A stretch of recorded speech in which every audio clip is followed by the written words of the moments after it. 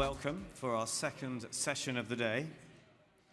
I'm delighted to introduce to you Alex Packham, CEO of JAAQ, Just Ask a Question, and Tim Armoo, founder of Legon Influence Limited. All right, so why are we here? Today we've got a talk called From Burnout to Breakthrough, My Mental Health and What It Taught Me About Leadership, Brands and Being Human.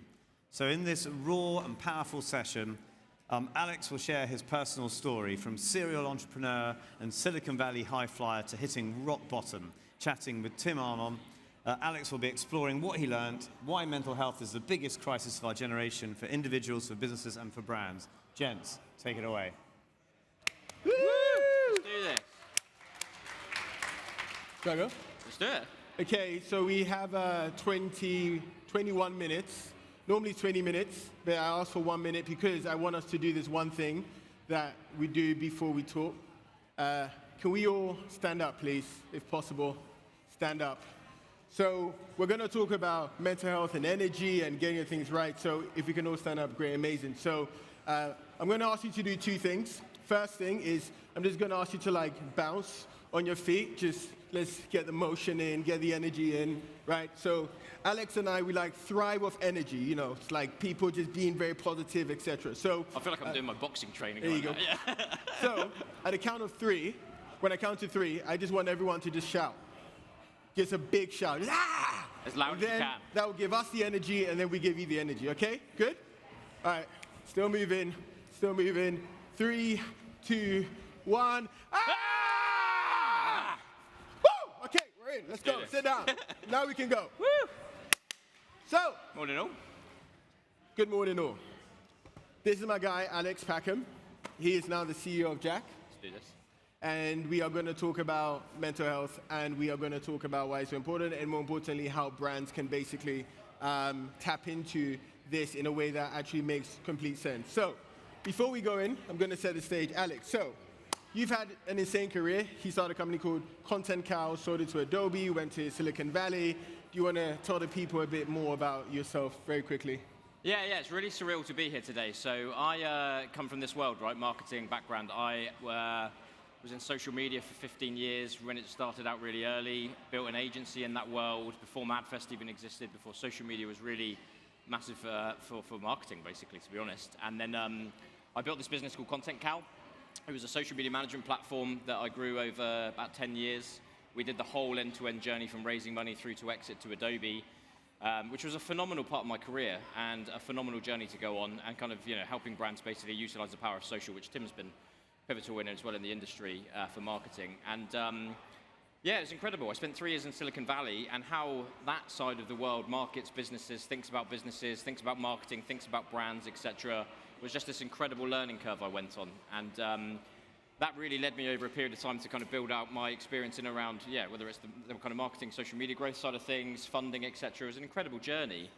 And then after 3 years of working with Adobe in my earnout and actually just learning how they scale businesses, how they think about businesses, ended up investing in a load of different companies, and that eventually led me through to JAAQ. So it was a phenomenal kind of path to go on. But that's kind of how I landed up where we are today, and that's kind of my top line background, So we started off B2B SaaS, very boring B2B SaaS, and now we are in mental health. So I'm curious to know, why? What has been your own experience with your own mental health? So mental health, I think everyone's here by default that they're obviously interested in this subject. This is one of the things I think about, and I really think about it from a mental health and mental wellness perspective. I think mental health and wellness is a very rounded way to look at it. When I went through my journey, and everyone goes through their own journey in life, right? Building my business, selling my business, working in a large corporate, lots of life changes that we all have through our 20s, 30s, 40s, and the whole way through our life.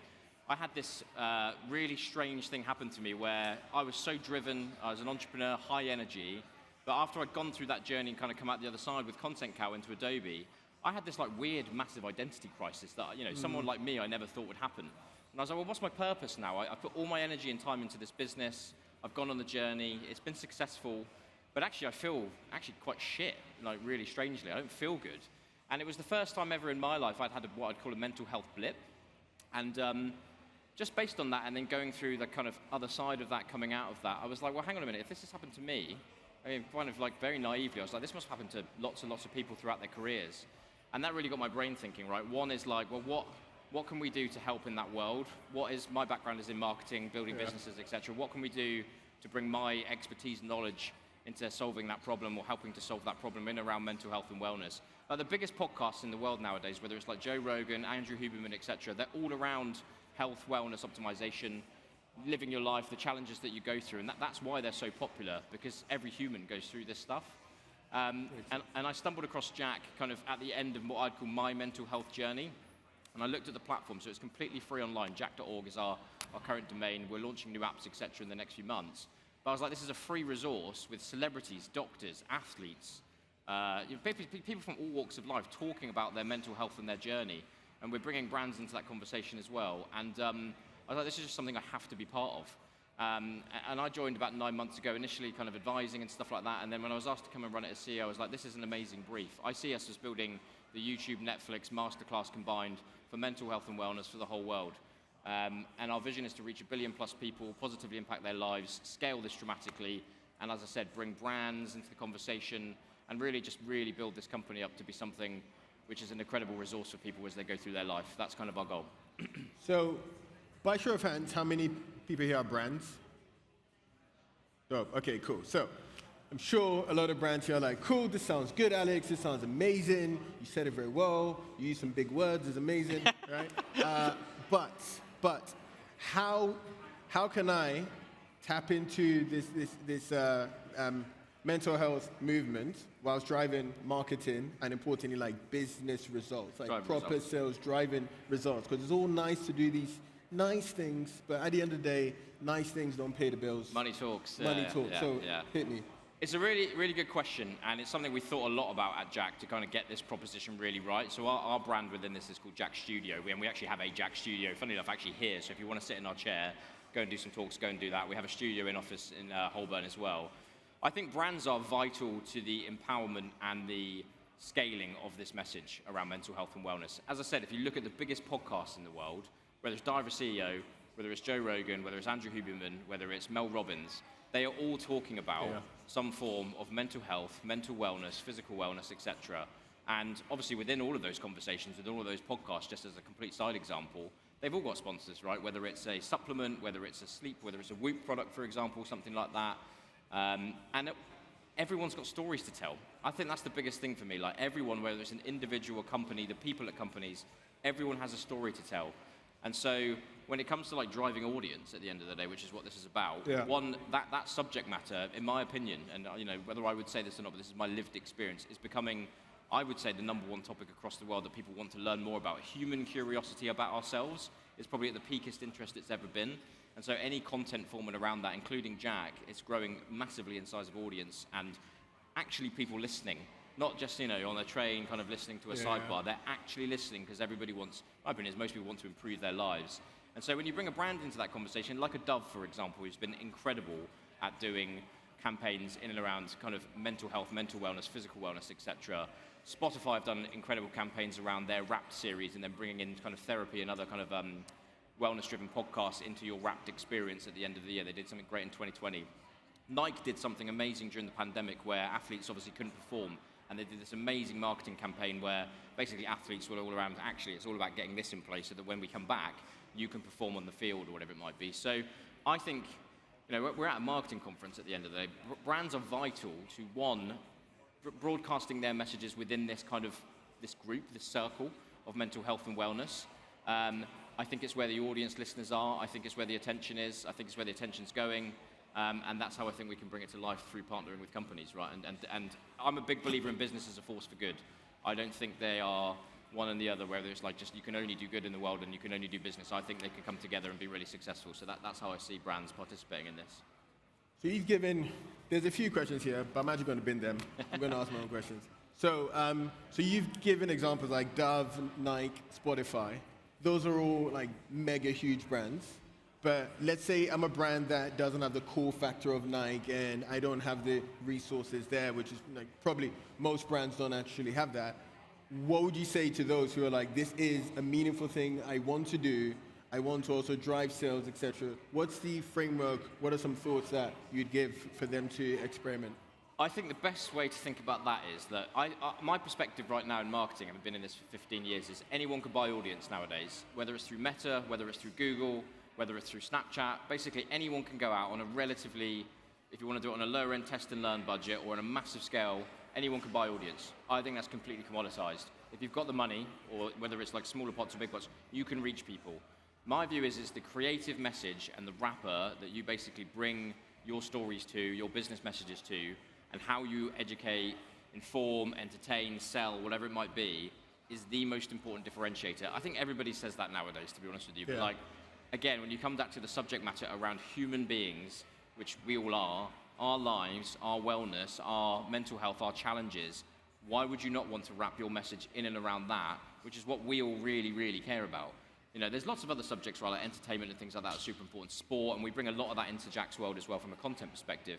But if you can tell the most meaningful story and then wave your brand messages within that, that to me is where people are actually listening now and where they're going to be listening more and more into the future. And so, yeah, that's how I think about it. You know, it's all about the vehicle of how you tell the story.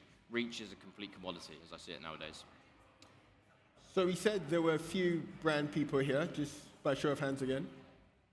Can you shout what brand you're from? Yeah. Pardon?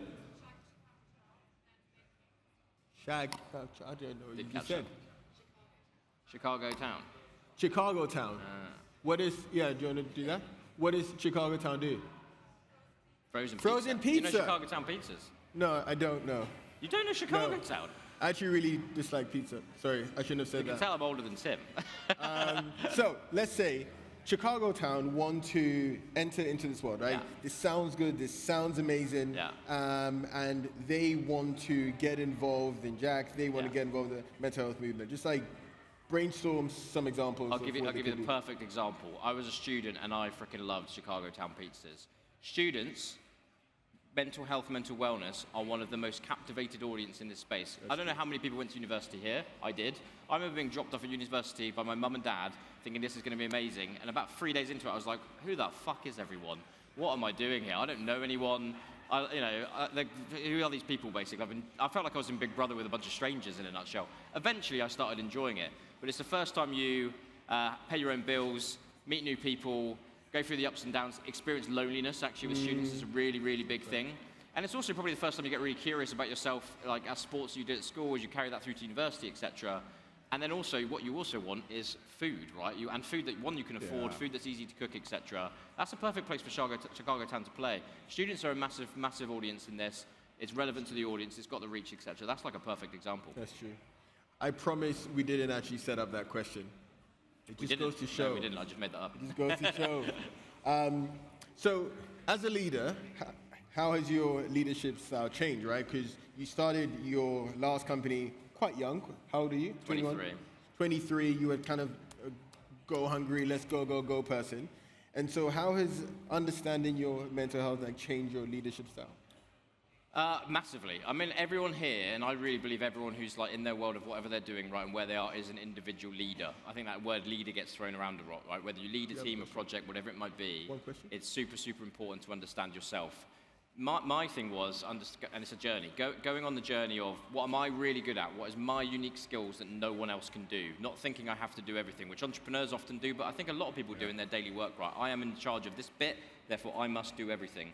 My view on leadership growth, how you bring things to life as a business, a brand, and someone who works in that environment is all about knowing what you're the best at, knowing what your colleagues are the best at, if you have a team, knowing what your team are the best at, and creating the right culture, the right environment, the right targets, the right structure for everyone else to thrive. And that's how I think about building teams, building businesses, and the only way you can do that is understanding yourself up here first. And I think you've got to do the work. Like, you've got to do that, understand it, think about yourself, learn about yourself, then actually empower, encourage others to bring their best skills to work and stuff like that. So that's the journey I've gone on versus the entrepreneur at 23 who thinks he has to do everything, own everything, bring the whole thing together himself.